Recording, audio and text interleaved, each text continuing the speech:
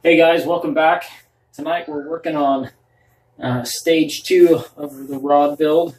I have kind of switched gears a little bit. I did finally get the parts and pieces that I've been waiting for a customer rod build, so I put the 4-piece fly rod that I'm working on as a personal project to the side.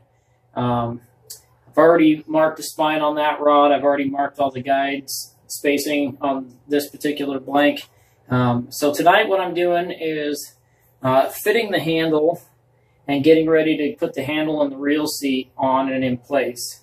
So a couple of things that I was not necessarily anticipating, I guess, when I bought this particular preformed handle. It's a nice 14-inch preformed handle. It's got a two-tone color in it, but the top end by the reel seat here, I was not expecting to have this inserted portion for a different style of reel seat. So I don't know if I misordered or maybe they sent me the wrong one. Either way, it's fine. And when I test fit the fighting butt cap that I'm putting on this rod on the end down here, I didn't really care much for the chamfer, the distance between the butt cap and the edge. So what I'm going to do is I'm going to go ahead and epoxy on the lower part of the handle here on the rear foregrip or the rear grip, and I'm going to go ahead and put my lathe in to work and go ahead and just chamfer this down until I have a nice smooth transition between the fighting butt cap and the rear grip. Once I'm done with that, then I'm going to go ahead and fit the reel seat. And then I'll go ahead and put the top end of the foregrip on the handle. I've gone ahead and marked the blank where each of those parts should fit. So you'll mark at the top of the foregrip, or the rear grip, sorry. And you'll mark at the top of the reel seat, and then at the top of the foregrip. That gives you kind of an idea as you're reaming the cork out of the center how far you have yet to go, and so you don't go too far.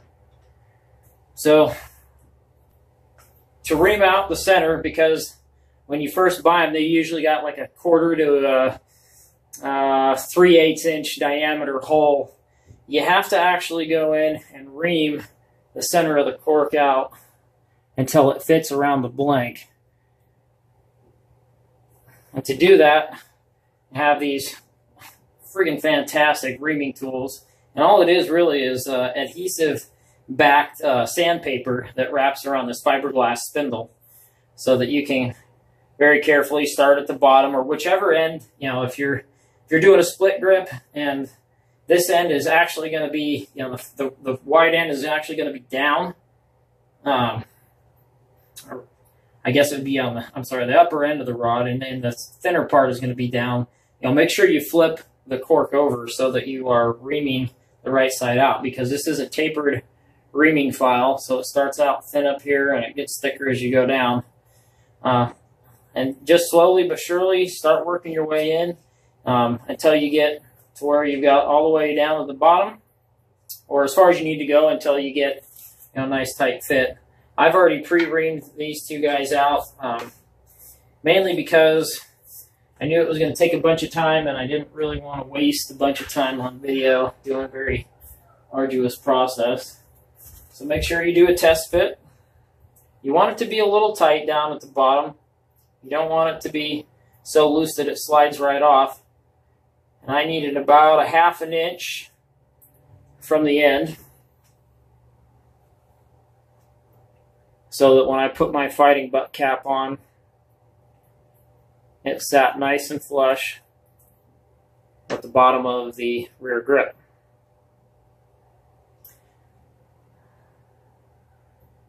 And the next piece to test, of course, is going to be your foregrip.